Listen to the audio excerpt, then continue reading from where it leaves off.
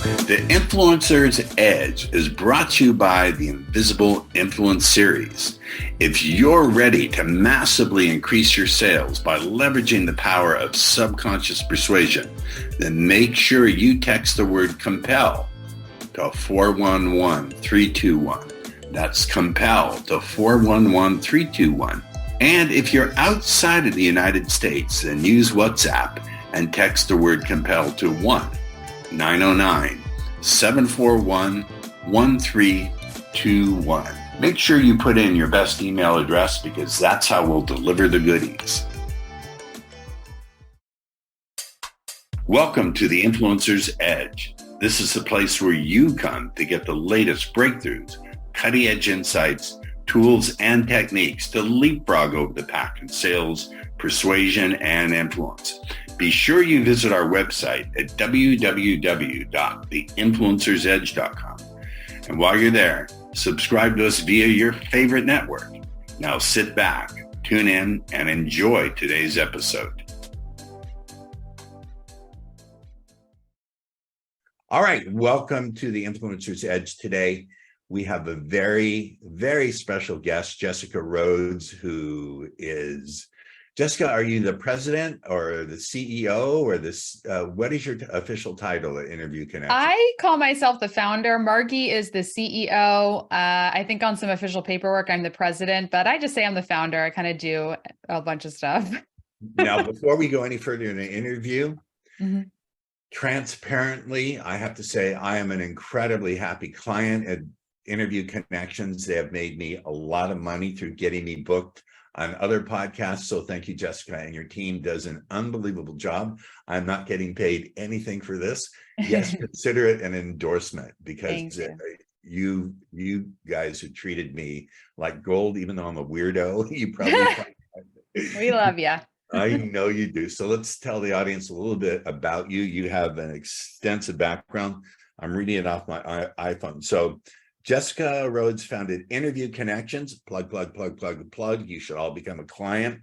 The world's first and leading podcast booking agency in 2013 when no other agencies like it existed.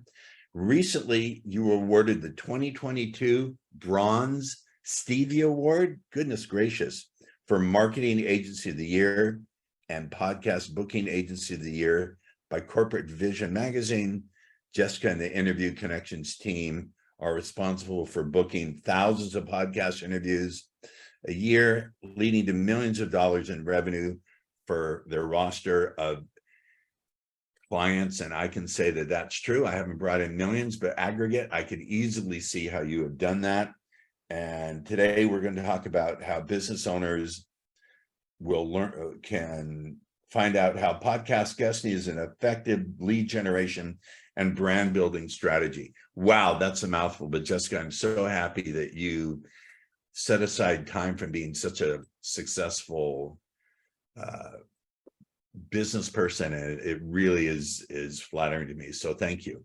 Everyone always asks, how did you get started in this? And we'll get to that. But that's not the first question I like to ask. The question I like to ask is, what was your moment of uncovering that this is something you actually really love to do? We'll get into how you got started, but was it a gradual dawning upon you that this was your calling, or did you know right away that this was what you were meant to do? So I've always loved people and bringing people together and connecting with people. I mean, before I even knew what a podcast was, before I was a business owner, I loved doing work with people in community.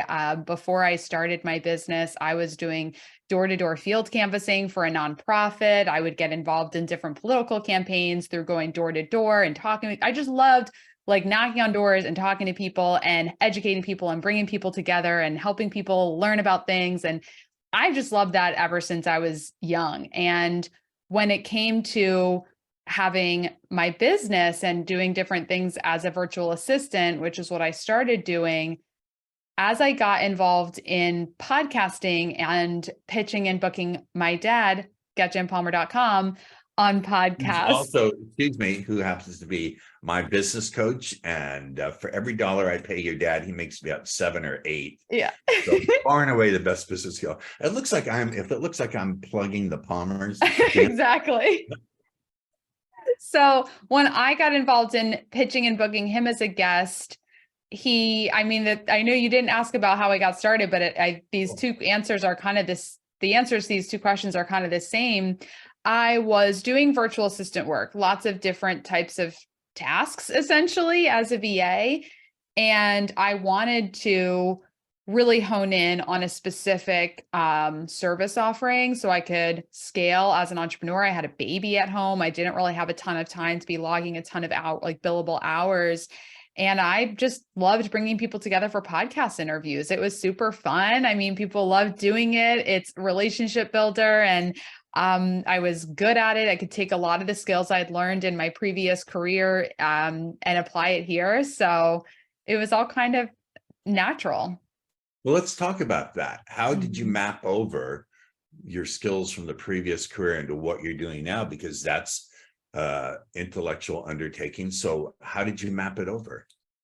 So when I worked for this nonprofit doing door-to-door canvassing, we taught these 5 basic skills.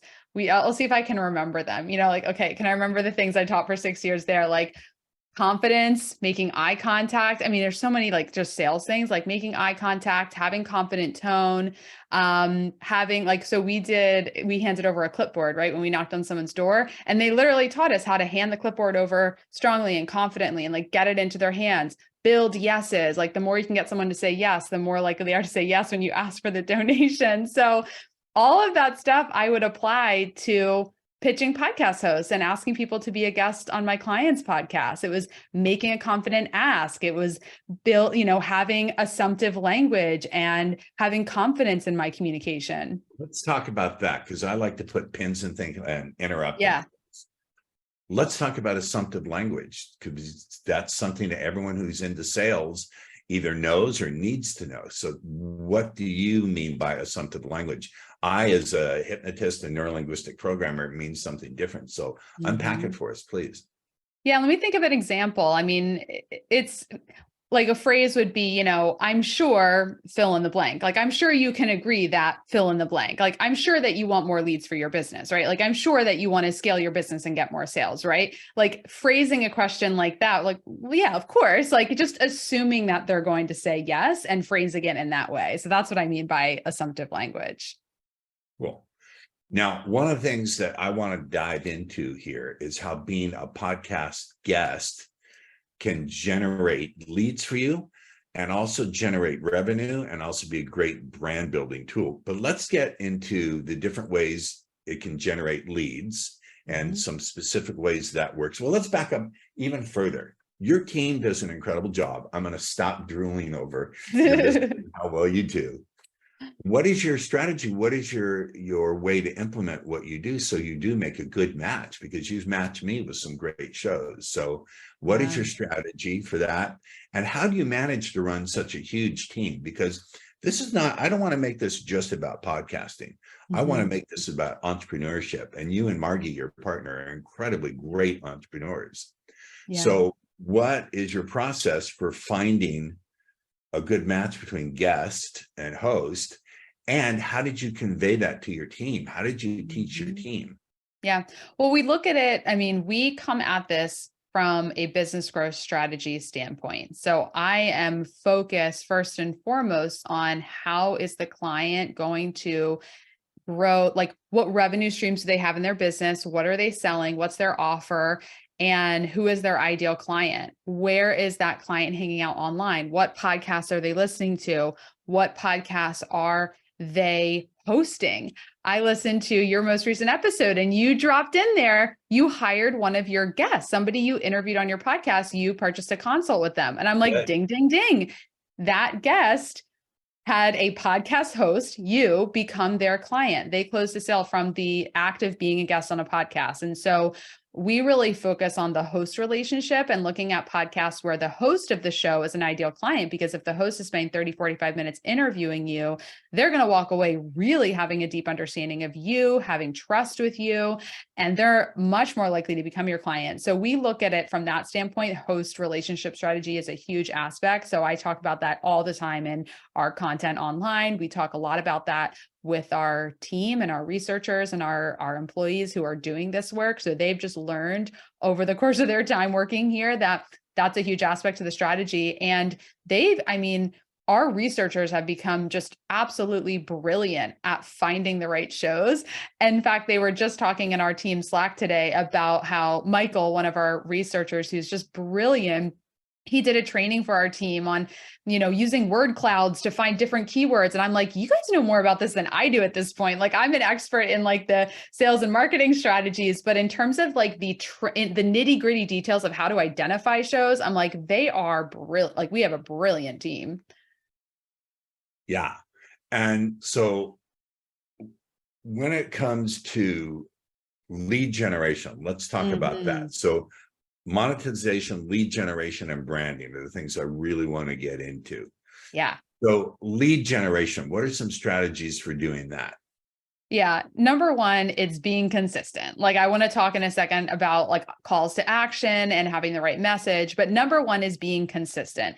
Leads need to hear from you and be touched by you so many more times than you would probably like. We all want a lead to hear, like, we all want a person to just like see us once and become a client. It's not like that. Buyers buy. I don't know if my dad ever says this to you, but like my dad always said, buyers buy when they're ready to buy. Not everyone's going to be ready to buy from you the moment they hear from you. So you have to be consistent. And I mean, you've spoken about this to our audience about how you had a listener who would set up a Google alert and follow you as a guest and listen to interviews. Yes. So just the fact that you are being consistent and just getting out there every like years on end, like you've never stopped being consistent. You've got people who maybe heard you on a podcast 2 years ago that will become your client this year. Yeah. Right. So there's a cycle. It takes time. So number one, be consistent. Number two, have the right message, have the right interview topics that are teeing you up to talk about what you need your ideal clients to learn in order to know they need to work with you. A lot of service-based entrepreneurs are selling something that requires a little bit of education in the market for a client to understand. Like some of my clients, they need some very basic like podcast 101 education, or else they're not going to buy podcast guesting if they don't understand how the strategy works. So I'll do masterclasses and interviews and content, just breaking it down into the nuts and bolts so they can understand how it would work for them. So make sure you have the right topics and questions, and then have a really effective call to action. When you do a great interview, but you don't give a call to action, you're just going to leave listeners, like you're literally leaving money on the table. You're leaving listeners to just wonder who you are. Who was that great podcast I heard? They were amazing, but I don't know where to find them. A mutual friend of ours, Wanda Toro Torini, who was on our my show early, one of my early guests, said, you wind up doing charity talks where people say, that's interesting. And then they forget about you. It's like a one night stand, which I totally get it. So what are the kind of things that people can offer as lead generators, excuse me? Yeah, there's a lot of different types of lead generators and offers you can make at the end of a podcast. I do want to make sure it's clear that it's best to give something that is free or like very low cost, like a book or something like that. A lot of people are just so hungry for that sale that they just offer their course or their service when it's like multi-thousands of dollars. Remember, this is a top of funnel strategy. You've got to get people into your funnel and then continue to nurture them. So give something for free to maximize conversions and maximize the number of listeners that are coming over to your website. You can do, it depends on what your business is, but there's things like free reports, assessments, quizzes, checklists, any type of resource that's actionable and is going to provide value to your audience. And then there's discovery sessions and just straight up offering a free consultation call or a discovery session. It could be a breakthrough session, a breakthrough call, something if you can position it as value. And most of us doing sales calls, those are incredibly valuable conversations. And of course, at the end of it, if it's a good fit, you'll make an invitation for them to buy. But I mean, I know my leads, they get value from that call, whether or not they buy. And so I have no problem offering, free consultation calls because I know it'll be a valuable use of their time. Let me hit a little pause. Well, you already got through it, but let's Mhm. follow up there and a little bit of pushback. I like to push Yeah. on my guests. I love doing that. When I first, I think I've been with you guys for like 5 years, something like that, long Mhm. time. When I first started transitioning because I used to be Ross Jeffries, the pickup Yeah. guru. But once I started going into Paul Ross, et cetera, and offering this, I found initially that offering a free strategy call just did not work. No one took me up on it, like zero. Mhm. And I talked to a mutual friend of ours, and I know she's your coach, Kelly Rhodes, who's a Mhm. genius. And we're working on getting Kelly on the show. That would be like, I just please. followed up with her today. Okay, good. Thank you. I appreciate it. But that call to action did not work for me. Mhm. And Kelly said, and I believe you said, and a couple other people said, well, of course, Paul, you're this master hypnotist. You're billing yourself as someone who can talk anyone into anything, anytime without their conscious participation. Of course, that's not going to work. Can you speak to that? Yeah, no, that's a great point. I mean, I'll just say not all calls to action will work for everyone. So, and we had a conversation, back and forth when I posted about this of like setting up an application process, but that is a really good point that not everything will work for everyone. So you have to really know your audience and what are their fears, what are their hesitations, and how can you get around those fears or hesitations. So if your leads are not booking that free call because they're kind of like, I'm going to get talked into buying and I'm a little afraid of that. Like, what can you offer them that is going to just keep warming them up, keep getting them involved with you? So back to you, Paul, what did you come up with? What is your call to action that you've been working So with? I worked Wanda. I hired Wanda, who's wonderful. Wanda is right up to the top tier people. You know her well. Yeah. Uh, so what we offer, and everyone, let me give a plug. So if you want to learn how to go beyond rapport and establish yourself as an authority in your client or prospect's mind within the first 60 seconds, if you want to learn how to get your prospect to overcome their objections on their own without you doing hardly any effort and do it in 60 seconds. And if you want to learn some strategies where you can have unbelievable confidence, even if you've never sold before, text 411-321 to get my Invisible Influence series. Make sure you put in your best email address. That's how we'll get the goodies to you. That's my pitch.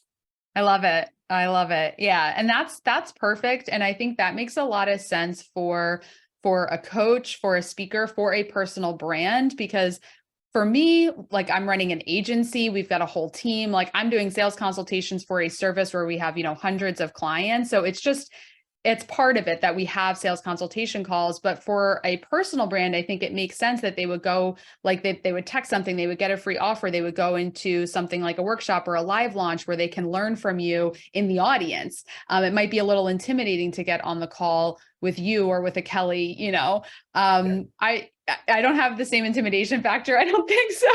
No.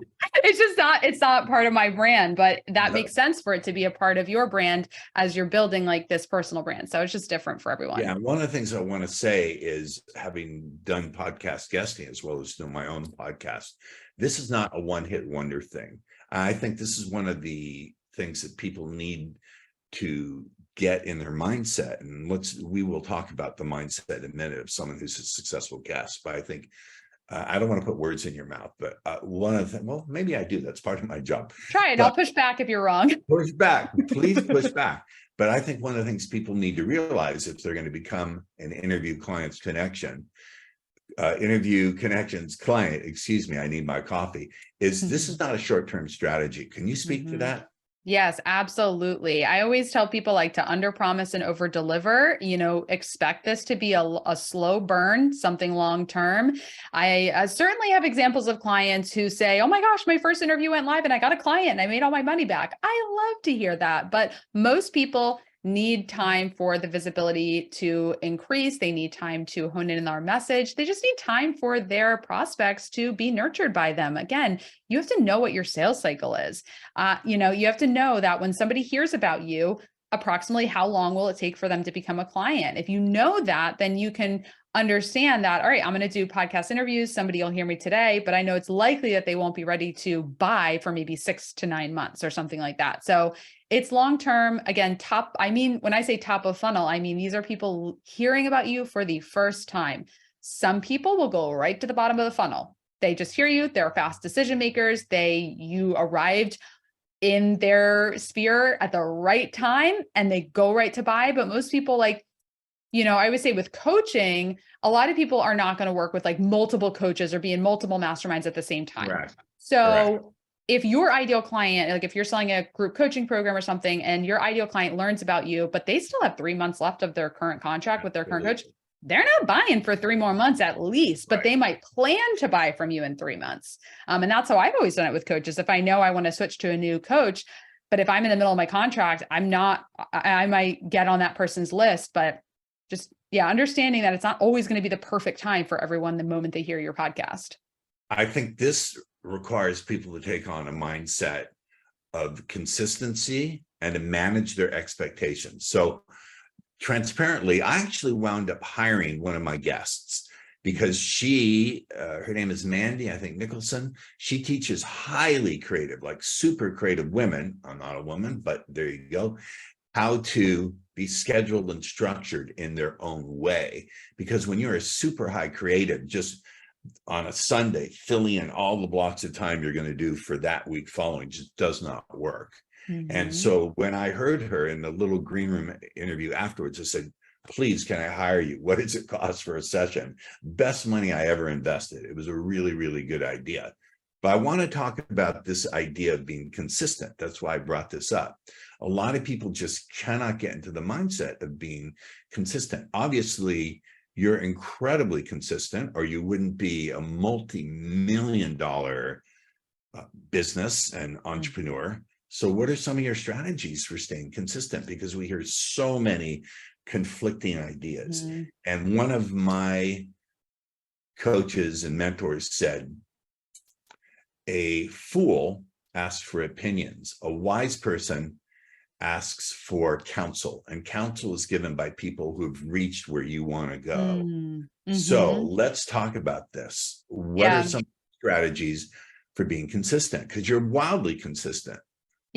I'm pretty consistent, and I've been really good about being consistent online over the last 6 to 9 months, especially. And one of the things that I've been doing is I got really disciplined about making a 1-minute video every single business day. Essentially, I don't work on the weekends, and I'll primarily use, Instagram Reels. That's kind of where I upload them first, but then I'll upload the same video to Facebook and LinkedIn and YouTube Shorts and things like that. But I just make a short 1-minute video, just a quick tip, something super basic and short, upload it. And the more I do that, the more the ideas come in. The first week I started doing those daily videos, I was like, I don't know what to say. I feel awkward. And now it's I posted one 10 minutes before this interview. I'm sitting here, I'm like, I'm going to do a quick video, boom, posted everywhere. And then that just kind of got the gears turning. It gave me more ideas. So that's number one. I just got really disciplined about an Instagram reel every single day. And I have a daily Siri reminder on my phone. And I really hate a daily Siri reminder. So on my iPhone, right. I just have a daily reminder, and I love my calendar, my Google Calendar. I live by it.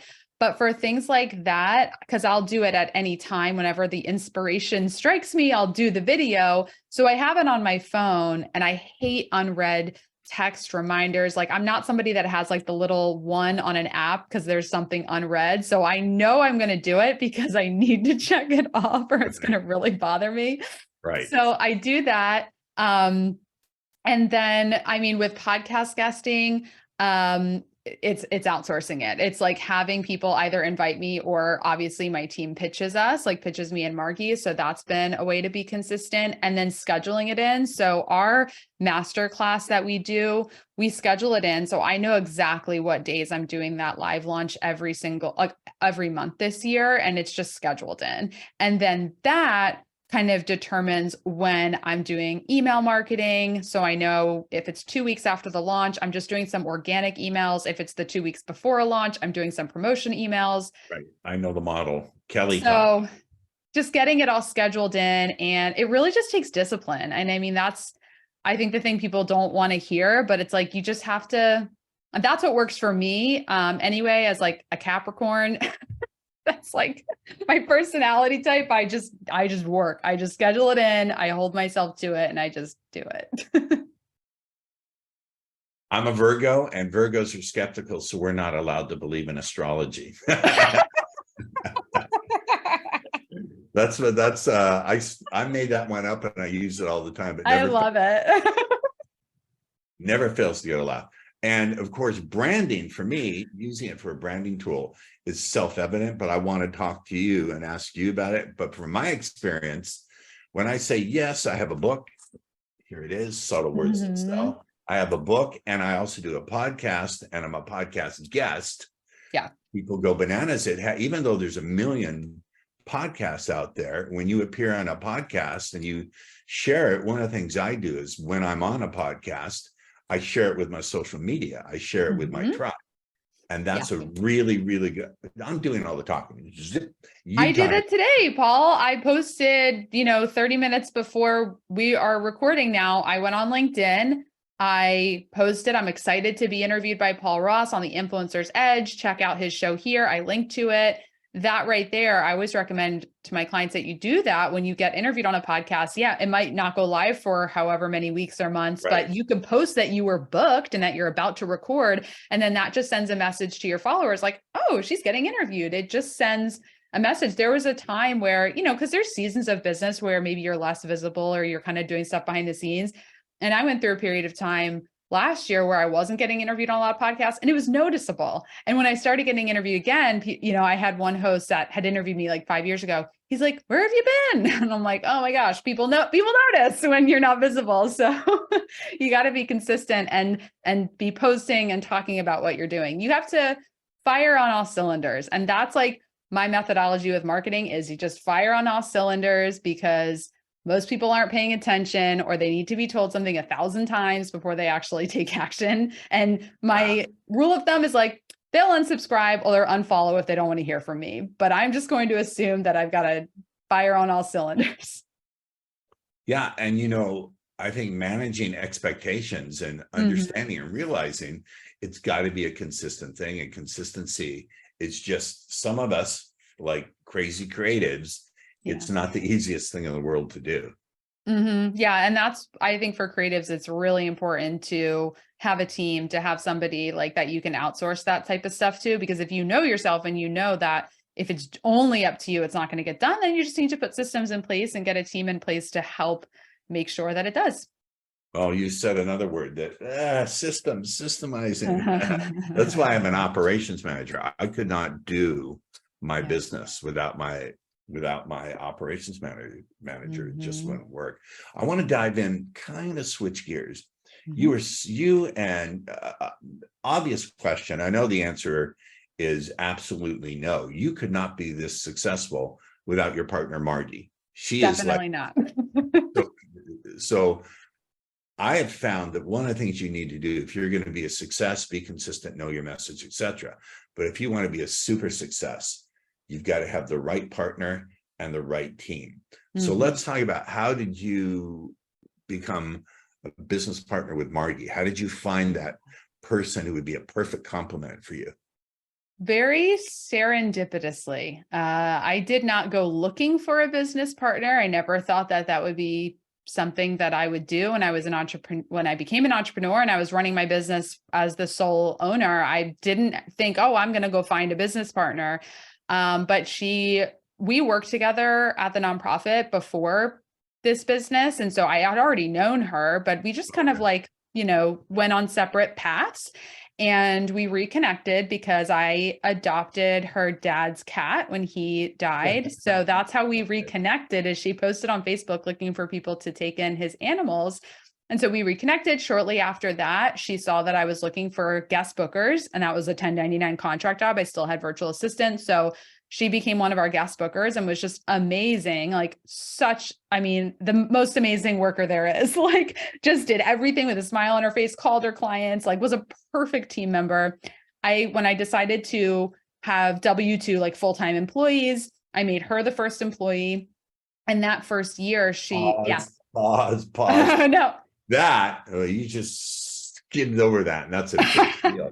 That's like saying when I decided to jump in the UFO and fly, how that decision of going from, you see, we're expanding this, by the way, not just podcasting, but business in general, because this person is making millions and millions of dollars. You gotta listen to her. So that's a big jump, because I've always said I never want to have employees. It's just a big pain. Yeah. Is that a difficult decision? Were you scared to make that decision?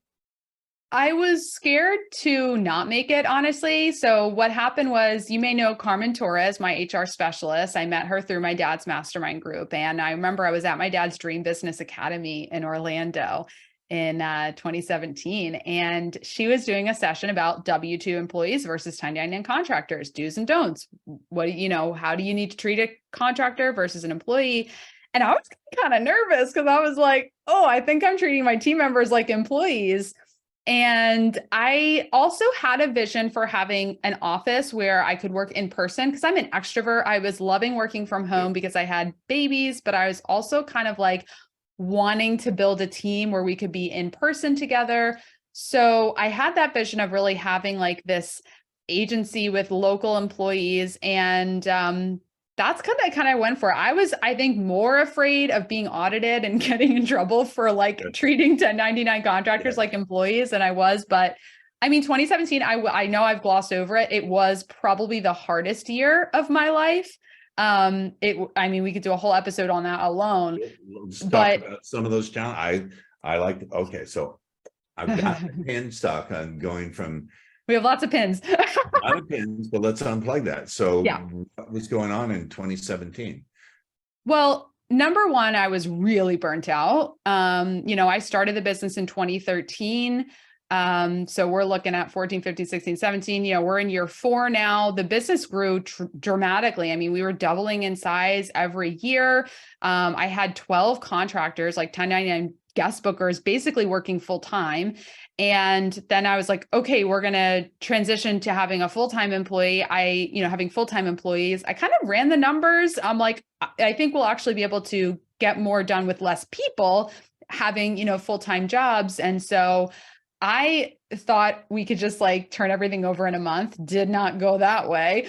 But it was very difficult because I didn't want to tell my contractors that I was moving to employees, because I couldn't have them quit before I had employees hired and trained and in place. So that was a really difficult transition. I made some mistakes. I mean, I did not handle all those interpersonal conversations correctly. And I think I'm cool with everyone now. I think everyone's cool with me now. I know I'm cool with everyone, but there were definitely some people were not super happy with me in all those conversations. So it was just very difficult. We had no idea what we were doing too. Like, we're hiring employees who just were like, oh my God, a podcasting job. Cool. But I mean, I'm telling you, I have some horror stories of stuff that I probably can't share on here for HR legal reasons. That's fine. No, that's fine. I think what you're demonstrating is sometimes as an entrepreneur or business person, if you really want to make a big leap, it can't be ready, aim exactly, take your time aiming at everything. And then when you got all the factors figured out, then you fire. Sometimes you get what you can get, and then you have to leap and fail and fall forward very quickly. Yeah, but it was that year and doing that. I mean, Margie was an employee at the time, and she and I were basically working together as business partners, even though I was the sole owner and she was the main employee who was basically helping me manage and lead this changeover. And it was through that year that I was just like, I could not have done that without her. I mean, there were many moments of crying and just being like, it's okay, we're going to get through this. And this will be a great story to share on a podcast one day. And it was at the end of the year, I remember we were going out to lunch and we were just kind of like dreaming and thinking like, oh, what if we had like a podcast studio one day? Or, just kind of thinking about different business ideas. And I remember saying to her, we were walking back into the office after having lunch out at a restaurant. And I was like, would you want to be a business owner one day? And she said, without a beat, she said, yes. And I was like, oh crap, like I'm going to lose her. She's going to go start her own business. Right. And that's what kind of got me. That was like in November. And by January, she was co-owner. And so we went through, I at first was trying to like offer her, 10 or 20% equity. And she was like, no, she's like, I deserve 50%. And I was like, yeah, you do. And we just both agreed that we wanted to be 50-50. So there's obviously more to that negotiation conversation, but Yeah. yeah, we became 50-50. And then, it took a couple of years of learning how to be co-owners because I was like founder and CEO for many years. But then over 2018, 2019, we realized she's a much better CEO. Like she's a much better visionary. She's much better at seeing the big picture. I'm a better doer. I'm better doing and producing and being in the trenches than being able to, I get stressed out if I'm looking at the whole picture. I like being, yeah. I So, understand that completely. Let's circle back. Now, this is how I do things. When I find something that's super interesting about the guest, I'll veer off topic because I think it's one of the ways you offer value. There are a lot of people who are entrepreneurs and business owners out there who face similar challenges, but they don't take that leap of faith. They just stay stuck where they are. So let's get back to podcasting. mhm. So what are some of the most common mistakes that people who want to be guests on podcasts make, and how can they avoid them? Let's talk about that. One of the biggest mistakes people make is they get really hyper selective about the shows and they get like really like feeling like they have to have every show be this like very perfect fit, when in reality sometimes you don't know which show is going to be the perfect fit. We've had clients that tell us, oh, you've booked me on a show that at first I probably wouldn't have chosen for myself, but then I realized, oh, it was a perfect match for me. And that's what will really hold people back, is if you kind of analyze and like micromanage the results of each individual booking. That can be a recipe of like disaster, basically. If you're just trying to micromanage the results, it's like trying to micromanage the analytics of every single video you post. If you're posting a video a day, you just got to post a video a day. You can't worry about all those little things. So knowing that this is a big picture strategy, that not every interview and episode is going to be this like massive home run, but all together they work really well. So that's probably the one big mistake that people make. I mean, stopping too soon. We've already talked a lot about consistency, but a lot of people stop and give up because they didn't make millions in sales in the first 6 months. And then they're like, this doesn't work. And it's like, well, most of your interviews aren't even live yet, or if you had just tweaked your call to action and kept going, you would have seen the results. So quitting too soon is another big one that I see people make. Right. Yeah. You've given so much value, and I know, I feel like we could keep talking. We've probably been going for a while. Let's see what else we can keep talking. Yeah. So I know this is a really, really personal question. I'm not going to ask it, but I will tell you, I have asked it to other really successful business people. I'm just going to ask it. We'll edit it out. So okay. Tracy, make note. If this is too personal, we'll edit it out. My niece, for example, Vanessa Van Edwards. Have you heard of Vanessa? I'm not sure. Vanessa was on my show. She's written 2 best-selling books, Cues, and I forget the other one. I asked Vanessa point blank, could you be as successful as you are in business if you didn't have the right part? I don't mean the right spouse, the right person in your life. And her answer was absolutely not. And I've asked other people the same question, and they say absolutely not. So I'll roll out that question to you. And if it's personal, we'll edit it out. No, happy to answer. I mean, I agree. My husband is incredibly supportive. I could not do this without him. I mean, the number of business trips that I've taken, knowing that he's just got it. I mean, we've got 2 kids, and there have been many business trips, conferences, masterminds that I've gone on for days at a time, where he does all of the work around the house with the kids. I definitely could not do that without him. And, his support in just being the emotional support when there are days where I am like checked out. I'm working from home. I'm physically here, but I'm emotionally and mentally not here. I couldn't imagine doing it with a spouse that wasn't that supportive. And it's also nice too, to be able to reciprocate that as well. My husband's in a space now where he's working a lot more. And so now I'm kind of taking more of the parenting stuff on, and, he's working a lot of nights in his business. And it's nice to give that back. So I think it is really, really important that to grow a successful business, you definitely want to have a happy, and we've invested a ton, we've worked with relationship coaches, have paid high ticket to help improve our marriage and relationship, because everything in life is a mirror. And when things are really happy and in harmony at home, that is reflected in your business and your financial success too. Thank you for answering that question. Everyone I've asked it to, who I say, could you be as successful without your supportive spouse? And they say, no way.